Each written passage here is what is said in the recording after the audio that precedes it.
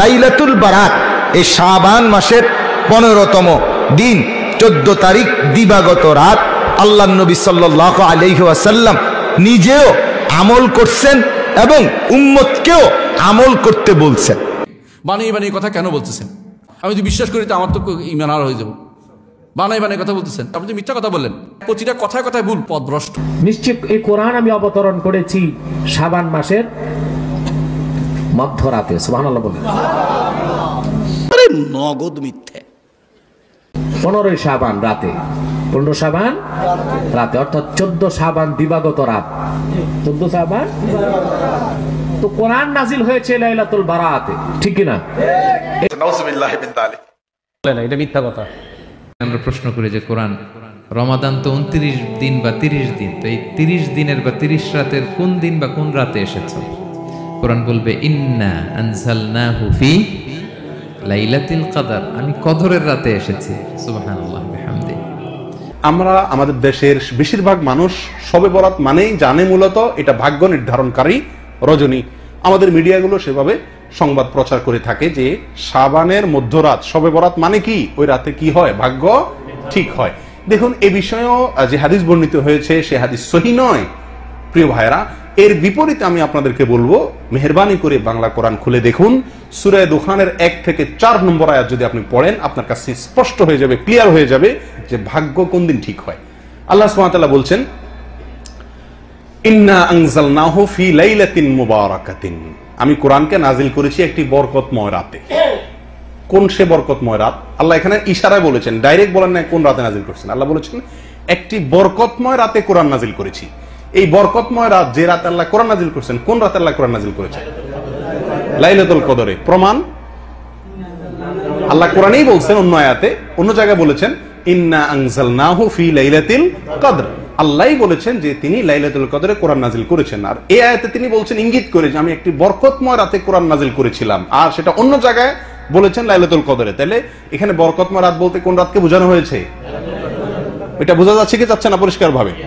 এর পরবর্তী আয়াতে আল্লাহ সুবহানাহু ওয়া তাআলা বলেন ফিহা ইউফরাকু কুল্লু আমরিন হাকিম, সেই রাতেই সব গুরুত্বপূর্ণ বিষয়গুলো নির্ধারণ করা হয়ে থাকে, ফয়সালা করা হয়ে থাকে। তাহলে বোঝা গেল ভাগ্য ঠিক হয় কোন রাতে? যে রাতে কোরআন নাজিল হয়েছিল, অর্থাৎ লাইলাতুল কদরে। আর আমরা সবাই হুমড়ি খেয়ে পড়ি কোন রাতে? শবে বরাতে। অতএব শবে বরাত উপলক্ষে ইবাদত অথবা নফল সিয়াম, এটি সহিহ হাদিস দ্বারা সাবিত নয়।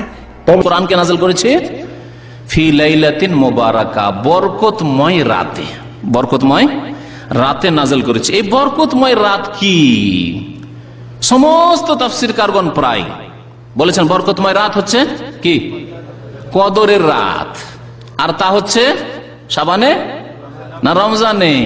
কারণ এই মর্মে 3টি আয়াত মনে রাখবেন। একটি তো এটি একটি আয়াত যাতে বরকতময় রাত বলা হয়েছে। বরকতময় রাত রমজানও হইতে পারে যেমন, তেমন অন্য মাসেও সম্ভাবনা আছে।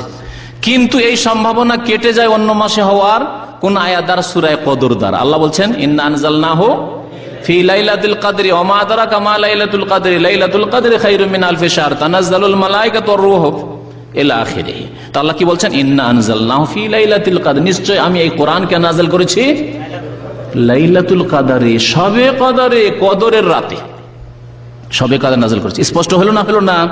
শবে কদর কেউ যদি বলে যে রমজানই হবে নাকি, শাবানে তো হইতে পারে, শবে বরাতে ধরে নিলাম কদরের রাত, তাহলে তাকে কি বলবো? 3টি আয়াত স্মরণ করো, শাহরু রমাদান আল্লাযী উনজিলা ফীহিল কোরআন, রমজান মাস সেই মাস যেই মাসে আল্লাহ প্রথম কোরআন নাজিল করেছেন প্রথম আসমানে। গত সপ্তাহে বলেছেন প্রথম আসমানে আল্লাহ একসাথে নাজিল করে দিয়ে সেখান থেকে জিবরাইল আলাইহিস সালাম 23 বছরে নিয়ে এসেছেন। শাহরু রমাদান আল্লাযী উনজিলা ফীহিল কোরআন, তাহলে কোরআনে কারীম নাজিল হয়েছে রমজান মাসে কদরের রাতে, আর সেটি হচ্ছে বরকতের রাত, সেটি হচ্ছে বরকতের রাত। বরকতের রাত তাহলে শবে বরাত নয়, 15 শাবানের রাত নয়, বরং কদরের রাত। শবে বরাতের রাত্রে যারা এই কোরআনকে নাজিলের পক্ষে বলেন, তারা কোরআনের আয়াত দিয়ে দলিল দেন। সূরাতুদ দুখান 3 নম্বর আয়াত। এই কোরআন কখন নাজিল হয়েছে বলুন তো? কখন নাজিল হয়েছে? কোন মাসে? কোন রাতে? লাইলাতুল কদরের রাত্রিতে। আমাদের সমাজে তার আগের মাসে কিছু হইচই হয় না? হয় না? শাবান মাসেই তো দেখি যে অনেক আলেম ওলামা মানে বক্তব্যে মেম্বারে হালুয়া রুটি সহ, এখন একটু হালুয়া রুটি কমছে, কিন্তু আলোচনা বন্ধ হয়নি। তারা কিন্তু রমজানের আগেই কোরআন নাজিলের মাস হিসাবে উদযাপন করেন শবে বরাত, ঠিক কিনা? তাহলে কোরআনে কি এভাবে আছে শাহরু শাবান আল্লাযী উনজিলা ফীহিল কোরআন, নাউযুবিল্লাহি মিন যালিক। দেখুন, কোরআন নাজিলের মাস হচ্ছে রমাদান মাস, এবং কোরআন অবতীর্ণের রাত্রি হচ্ছে কদরের রাত্রি। এখানে একটি প্রশ্ন হবে, সেটা হলো যে আমরা তো জানি কোরআন নাজিল হয়েছে 23টি বছরের বিভিন্ন সময়ে, ঠিক তো? কোরআন নাজিল হয়েছে 23টি বছরের দিনে, রাতে, সফরে, ইকামতে, বিভিন্ন সময়ে নাজিল হয়েছে। কোরআনে আল্লাহ রাব্বুল আলামিন বলছেন কি আমি কদরের রাত্রিতে অবতীর্ণ করেছি। তাহলে আমাদের জানা আর কোরআনের বক্তব্য একটু সাংঘর্ষিক হচ্ছে কিনা? সমাধান হচ্ছে আব্দুল্লাহ বিন আব্বাস রাদিয়াল্লাহু তাআলা আনহুর উত্তর বলেছেন, কোরআন আসলে 2 ধাপে আমাদের কাছে অবতীর্ণ হয়েছে। কয় ধাপে? 2 ধাপে। প্রথম ধাপটা ছিল লাউহে মাহফুজ থেকে দুনিয়ার আসমানি পুরো কোরআনটা একবারে নেমে আসে, সুবহানাল্লাহ।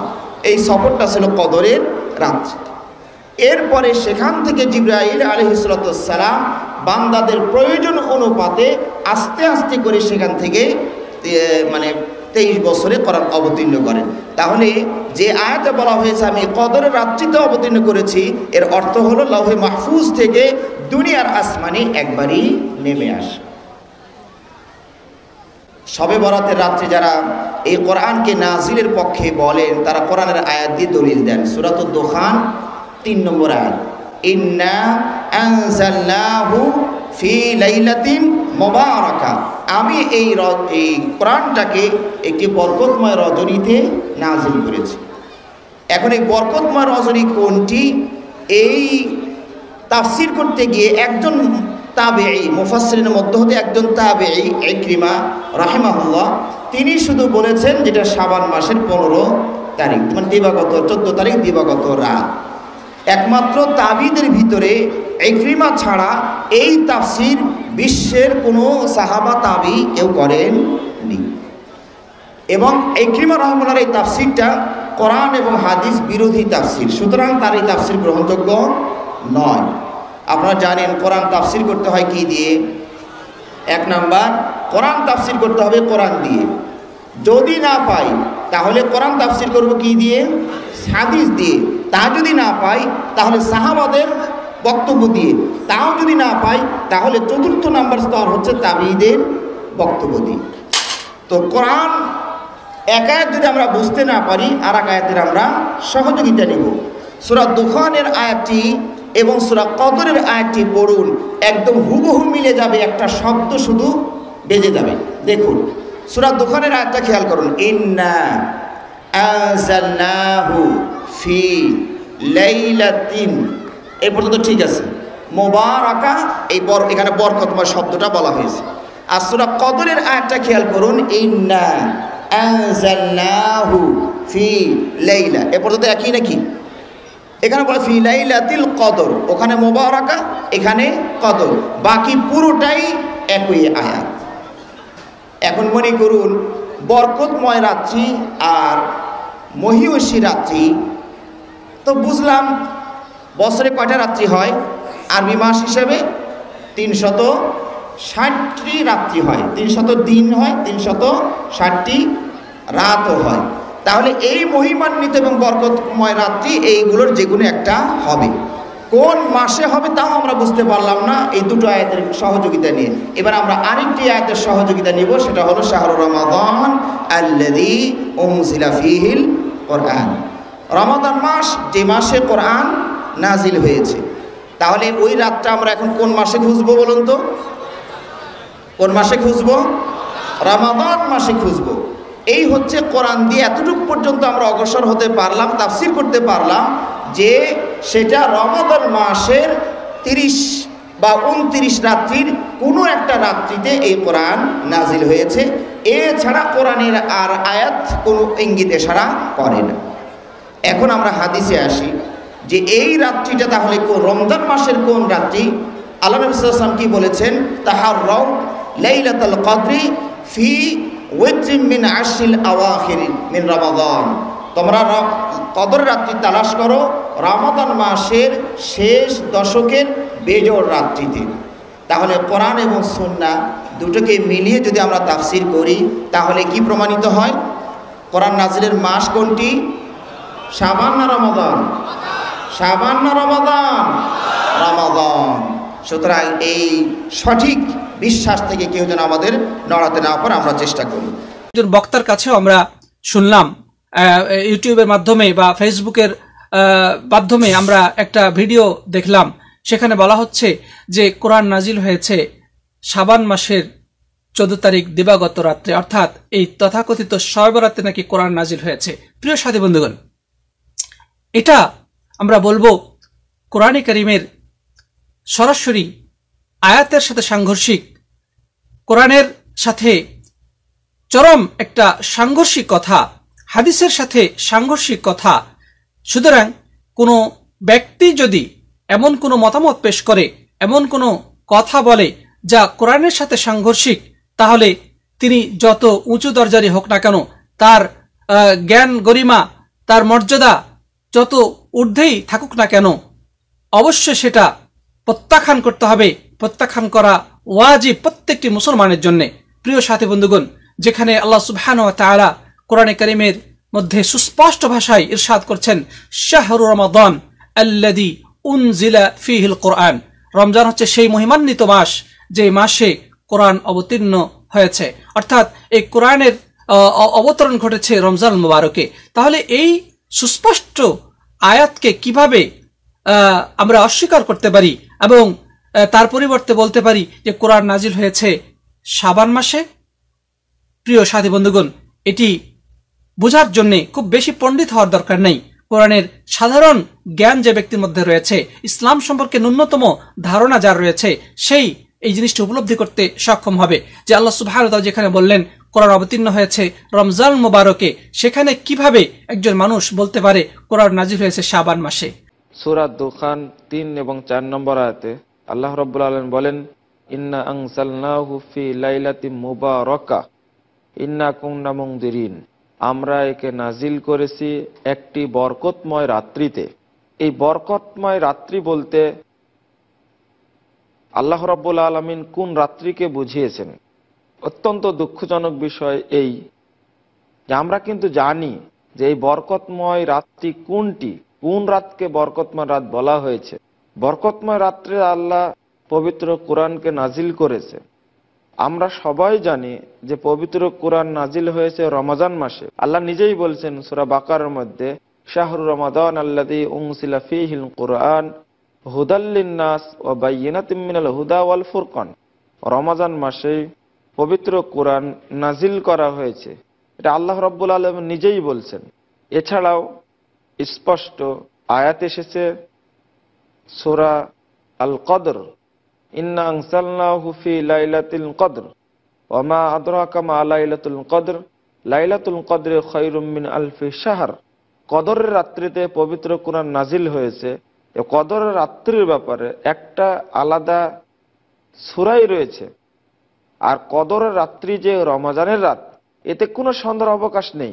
এই মর্মে যেমন কোরআনের আয়াত রয়েছে তেমনি হাদিস রয়েছে। কিন্তু সূরা আদ-দুখানের এই আয়াতটিকে লক্ষ্য করেই আমরা কিন্তু বলে থাকি ইন্না আনজালনাহু ফি লাইলাতিন মুবারাকা, এই লাইলা মুবারাকা বরকতময় রাত্রি হলো 15 শাবানের রাত্রি। 15 শাবানের রাত্রি এই আয়াতের অর্থ নেওয়া হলো, এটা নিতান্তই ভুল। যদিও কোনো মুফাসসির, কোনো ব্যক্তি আয়াতের অর্থ শাবান মাসের 15 তারিখকে নির্ধারণ করে থাকে, নিঃসন্দেহে আয়াতের অর্থ ভুল হবে। আর এই ভুলটাই করছি। আর এই আয়াতকে লক্ষ্য করে সমস্ত ব্যক্তি, প্রায় অধিকাংশ মানুষই এই আয়াতের অর্থ নিয়েছে 15 শাবান। আর এটার কারণেই এই দিনকে উপলক্ষ করে ছুটি ঘোষণা করা হয়, এই দিনকে উপলক্ষ করে সমস্ত কলকারখানা বন্ধ করা হয়। একদিক থেকে আর্থিকভাবে চরম ক্ষতি, অন্যদিক থেকে এই আয়াতটির অর্থ 15ই শাবান নেওয়ার কারণে একদিক থেকে আর্থিক ক্ষতি হয়েছে, অনুরূপভাবে ক্ষতি হয়েছে ধর্মের নামে অনেক কিছু চালু করা হয়েছে। এই দিনকে উপলক্ষ করে বিভিন্ন অনুষ্ঠানের আয়োজন করা হয়, বিভিন্ন আমলের আয়োজন করা হয়।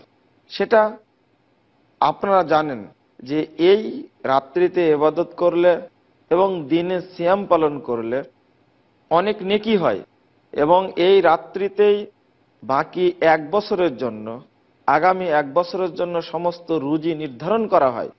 যার কারণে একজন দরিদ্র মানুষ, একজন ফকির, অসহায় মানুষও সেই রাত্রি, সেই দিনটি একটু ভালো খানাপিনা করে পুরো রাত্রিতে, পুরো বছরটাতে সে যেন ভালো খেতে পারে, ভালোভাবে চলতে পারে, এই আকীদায়, এই বিশ্বাসে সে সব কিছু করে।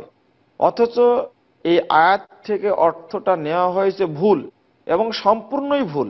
সম্মানিত দর্শক মণ্ডলী, এরপর আমরা যদি লক্ষ্য করি, এটা একটা সাধারণ বিষয় যে ব্যক্তি প্রতি বছর এই রাতটি বা এই দিনটি পালন করছেন, আর এই আকীদায় যে আমার দিনের পরিবর্তন ঘটবে, কিন্তু একজন ব্যক্তি সে বছরের পর বছর ধরে দরিদ্রই রয়েছে, বছরের পর বছর সে রিক্সা চালাচ্ছে, বছরের পর বছর সে ভিক্ষা করছে, কোনোদিনই তো তার তকদিরের পরিবর্তন হয়নি। আর এই মর্মে বহু জাল হাদিসও চালু আছে। আমি জাল হাদিসগুলো এখানে উল্লেখ করছি না, আমি শুধু উল্লেখ করছি অপব্যাখ্যাটা। এই অপব্যাখ্যার কারণে অনেক সমস্যা সৃষ্টি হয়েছে, আপনারা জানছেন। আমি আহ্বান জানাতে চাই, শরীয়ত অনুসরণ করতে গিয়ে আমি কখনো অপব্যাখ্যার আশ্রয় নিব না। এটা কে না জানে যে বরকতময় রাত্রিতে কোরআন নাজিল হয়েছে, আর এটা যে রমজান মাসের কদরের রাত্রি, এতে কোনো সন্দেহের অবকাশ নেই। কিন্তু আমরা অর্থটি টেনে অন্য জায়গায় নিয়ে গেলাম। শুধু এইরকমই না, আরো অসংখ্য আয়াত রয়েছে যা আমরা অপব্যাখ্যা করছি। কিভাবে ভারত, বাংলাদেশ, পাকিস্তানের আলেম ওলামা জেনে নিলেন সেদিন 15ই শাবান, তাই তারা কলকারখানা, অফিস আদালত, কোর্ট কাচারি, শিক্ষা প্রতিষ্ঠান সবকিছু বন্ধ করে রাতে গোসল করে আতর গোলাপ মেখে সিয়াম থাকে।